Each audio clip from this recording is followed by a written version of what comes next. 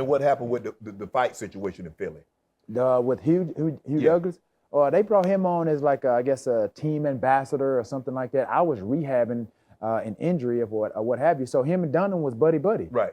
They were good friends. So I guess obviously when you boys, because didn't he had come back from Jacksonville? Yeah. Mm-hmm. Yeah. So they brought him back. They brought him back. Yeah, and so he was sort of like the team, I guess, ambassador or what have you. And so obviously, I'm like the black sheep. You know what I mean? Okay. I'm like the black sheep.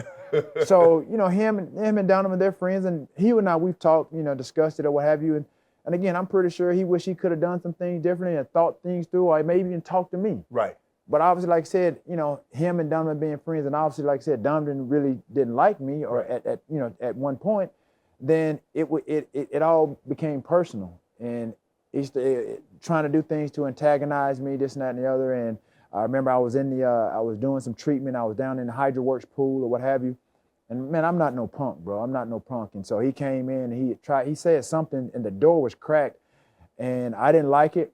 And I asked him to raise me up out of the HydroWorks pool. I went in there, kind of dried off a little bit, went and got some stuff. And so we kind of got to tussling a little bit, and Jeremiah Trotter kind of got in between us and tried to separate us.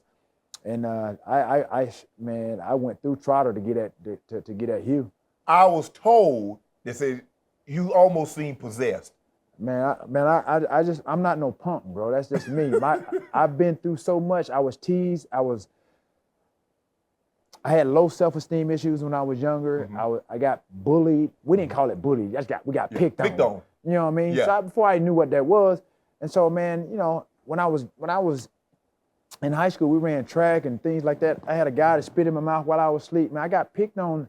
So when I got older, man, it got to the point where I was always, hear my grandma like, don't never let nobody, do you wrong, or if they bigger than you, she may pick something up, hit them and run. But trust me, you know what it's like.